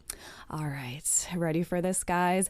A mystery unfolds as three unlikely acquaintances cross paths 10 years after an unfortunate murder case. Kim Yoo-jung is a daughter of a murderer. Her character is really complex as she tries to kind of keep her past in the past, and her present is just kind of more of her bubbly self. This is kind of what Simon and Esther were talking about. She wants her past to be deleted, basically, forgotten. Completely. Never brought up again, but which is never the case, as you guys mentioned, Of right? course. It's really hard to Yeah. keep the past in the past. Exactly. And basically, you didn't get much out of her because she said I'm sure there's a huge twist at the end of the movie. Exactly. And when it's a mystery film, I think actors and actresses are very careful about what they say and what they reveal because the twist is everything. That's the entire story, right? We wait for that moment. Anyway, detective played by Song Dong-il is actually Kim Yoo-jung's legal guardian in the film. So okay. not the murderer, but the legal guardian who takes her on when her birth father actually goes to jail, right? Exactly. Well, no spoilers today, obviously, but you have to basically go check out the movie. Now, this movie, especially the cast, it caused a lot of stir, a lot of buzz in the industry. Star-spangled cast. These are all hot names in the industry. I mean, Kim Yoo-jung is, I think, one of the few Korean child actresses to successfully transition into kind of a full-grown adult actress. She's not there quite yet, but there's a lot of these successful child actresses and actors that are great in the beginning and then they disappear into nothingness. It's true in Hollywood as well, right? Everywhere. It's really difficult to go through that adolescence without flaws being shown or some kind of scandal surfacing or because you have these innocent, aura about them. Suddenly they grow up and try to act like adults. Like our minds are stuck in the past. Home Alone, anyone? Macaulay Culkin. Home Alone. I think he's still alone. Yeah. What about some other cast worth mentioning? Son Ho-jun. He Sure. just finished his very clever depiction in Mrs. Cobb. He finished with flying colors quite literally in the last scene. He's seen kind of, kicking somebody in the head with a little sidekick. But anyway. Song Dong-il as well, right? Song Dong-il, a big name in the industry. I think he is the ultimate scene stealer turned lead in Korea, don't you think? That could very well be the case, especially in this movie, I'm sure. Ah. Now, I heard you sat down with Kim Yoo-jung, as you mentioned earlier, to talk about this film. Now, what was she like? Because our image of her obviously is from her childhood. And did you also get a sense that, wow, she really transitioned as an adult successfully? I think I use the word transition carefully because I think this is still ongoing. She's still growing That's up true, as right. she speaks. She's still in her teens, guys. So, I mean, you have to give her more time to become this full-grown, full-fledged actress. But in entertainment, I mean, you're pretty much a pre-adult, Yeah, but for an actor, I think it's different, don't you think? And when we think idol star, sure, we want it to be like young as possible. But when it's in the case of an actor, it's a little different. But I mean, I must say she has the perfect look to pull off this particular role because this protagonist has to carefully juxtapose two very contrasting characteristics, which are one, to be really bright and bubbly, which is her persona anyway. And the other side is this incredibly dark, gloomy disposition, which is to, of course, in trying to hide her past. Well, therein lies her skill as an actress, Yeah. in which you have to really portray two very distinct characters that Absolutely. are, in a sense, bipolar. So there's definitely something you can look forward to. Now, what do you think? Why do you think this film was sort of invited to the 20th Busan International Film Festival? I think there are prerequisites for any films to be invited, and especially to these types of film festivals. And it's because they opt for movies with a social agenda. Right. There needs to be some sort of message that's supposed to be groundbreaking. It's supposed to make you think, or at least scratch your head. Something unique, right? Absolutely, and this movie covers exactly that. It's Right. Territory that not a lot of these blockbuster films will go into. Mystery doesn't sell tickets a lot, so definitely had all of those characteristics. I think the unique characteristic of Biff itself is the fact that they can obviously bring in any movie they want, but they carefully select movies that definitely have a message. You think? That really have a social message, not just about Korea, but bringing Korea to the world and abroad, vice versa. Yeah. So I think, of course, the movies don't always have to be hits, No, they don't. but as long as the message is clear and relevant, right? Good job, Jooch. That was the exact point I wanted to make today. I mean, it's not always about these really shiny, glitzy, glamour, blockbuster Hollywood type films. There's more to the movie industry than everything that's glamorous, I suppose. Well, that's how Tribeca and Sundance began, Yeah. although it kind of veered off to other areas. Sure. Because it became so big But over to time. be fair, they Right. still try to keep that momentum, right? Exactly. Now, any other movies that you expect to sort of shine out to the world and have the world know about certain movies? Right. Because social message, and we were talking of Biff. There's another movie that was totally highlighted during the festival itself here in Korea. It's titled 돌연변이, or Mutant. Mutant. What kind of mutant can we possibly be talking about? It is in the genre of drama, but there's also a bit of comedy, so don't expect too much seriousness, I suppose. Yeah, I saw the previews for this. I mean, I thought I was watching an alien movie. Rightfully put, because Lee Kwang-soo comes out not with his own face, but there's a fish head, or at least a mask on It's his like a head. space alien-looking fish head, right? I know, Yeah. right? And it's so blatantly there and so big, you can never miss it, right? Anyway. Something only Lee Kwang-soo can probably pull off. Sure. And I mean, to not give away too much about it, it's the story of an experiment gone terribly wrong. Lee Kwang-soo's character is, to say the least, very interesting and a little fishy. Little fishy, no pun intended, of course. Well, Lina, thank you so much for those e-news updates.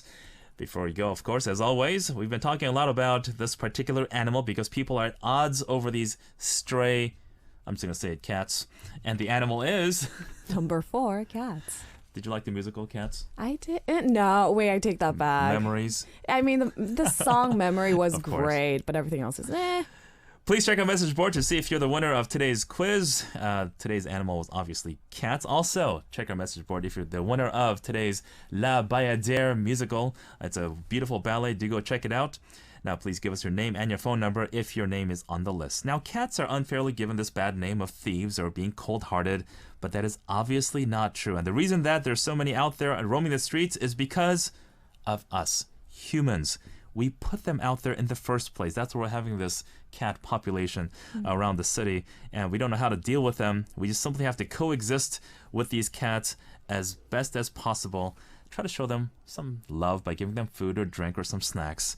I used to have about a dozen cats living in my area, and that's exactly what I did, and they loved me and my family. Hopefully that will be the case in your particular situation, in your neighborhoods. Do you love cats, Lina? Sure. They're adorable and very likable, which is something Very low that we maintenance, dismiss. exactly.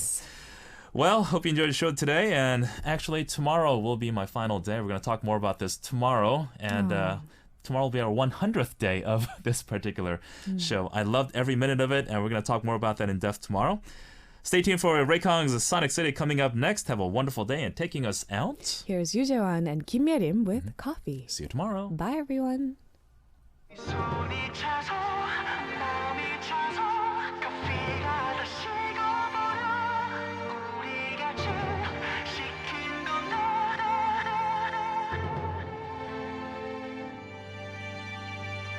Would you like some coffee?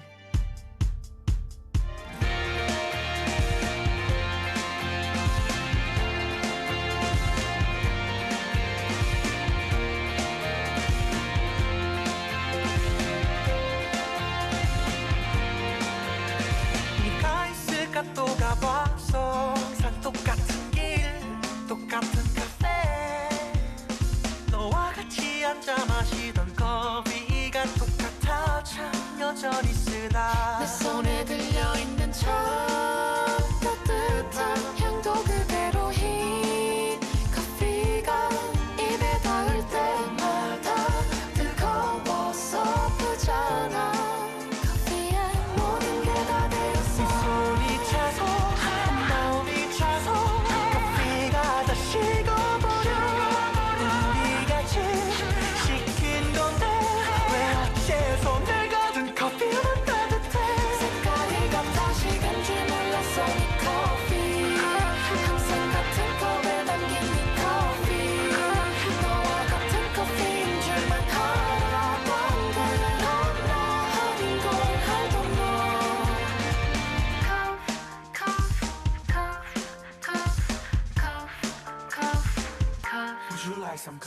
뭐야 이거 헤어진 건지 아니 헤어진 건지 기다리는 건지 아니 기다려야 할지 고개 들고서 말 좀 해봐 그러다 커피 취향 속에 빠지겠어 정말 미안한데 커피 한 모금 마시면 말해 내 손에 들려있는 참 따뜻한 향도 그대로 흰 커피가 입에 닿을 때마다 뜨거워서 아프잖아